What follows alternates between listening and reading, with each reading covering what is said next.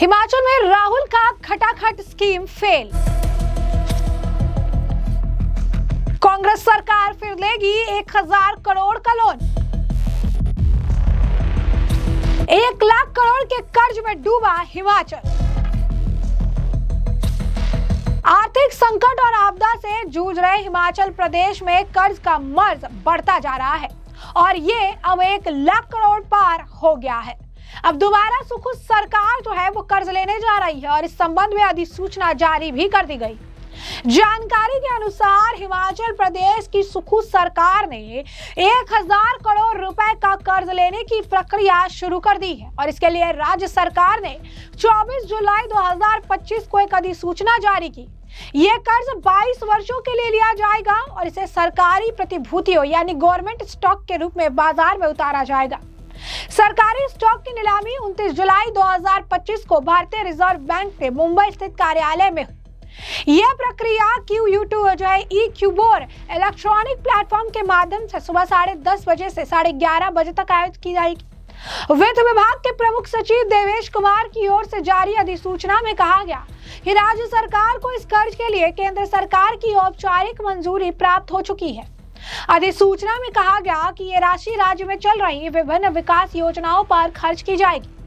नीलामी में सफल बोलीदाताओं को 30 जुलाई को भुगतान जो है करना होगा यानी अगले साल। इस दिन से स्टॉक की 22 वर्षीय अवधि शुरू हो जाएगी और जो 30 जुलाई 2047 को समाप्त होगी।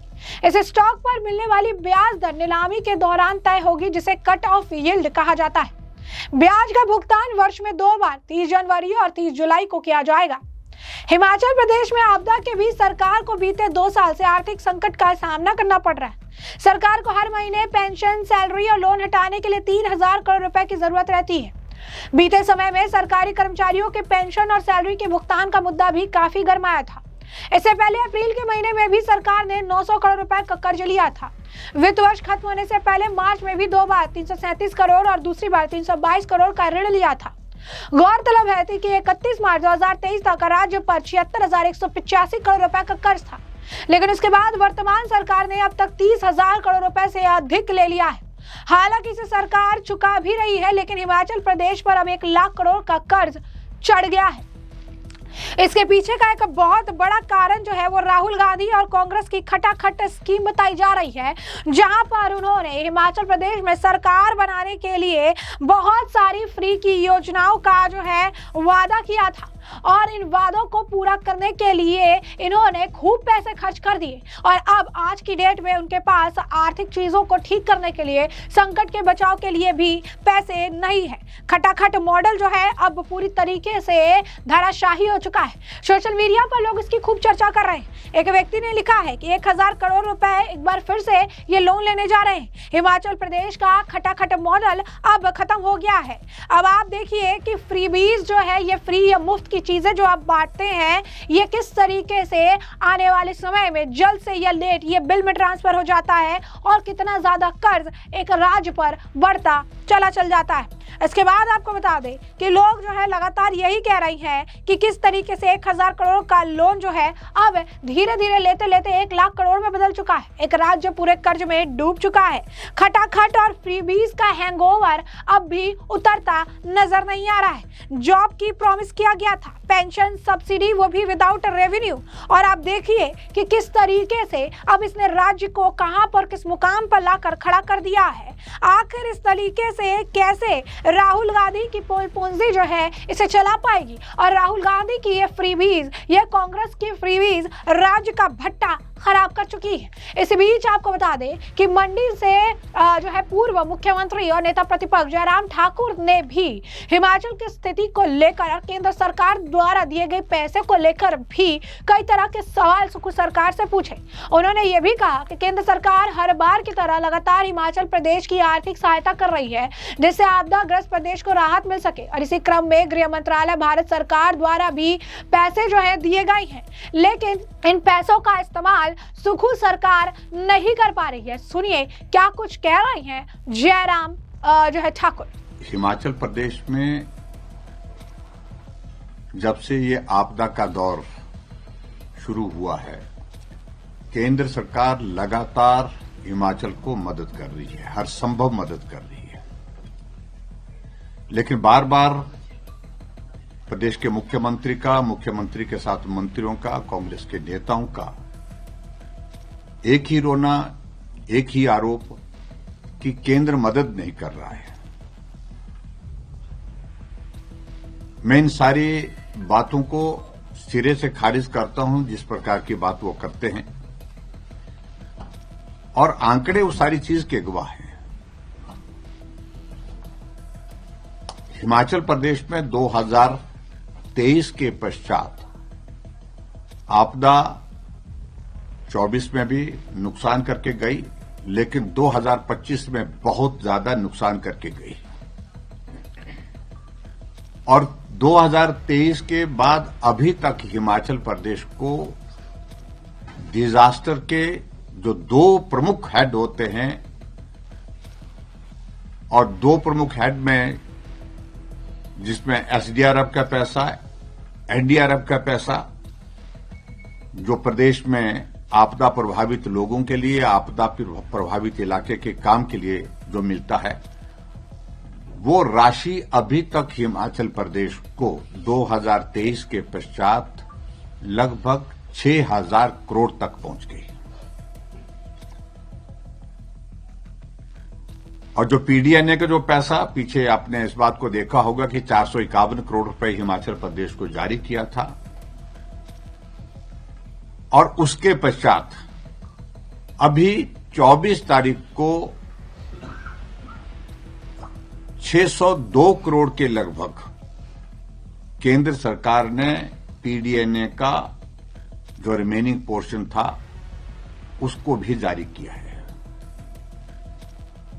अगर ये 602 करोड़ रुपए को अगर मिलाएं और पिछला 2023 के बाद जो अलग अलग इंस्टॉलमेंट में हिमाचल प्रदेश को जो पैसा आया है, तो कुल मिलाकर के वो पैसा 6,000 करोड़ रुपए का अभी तक बन गया है।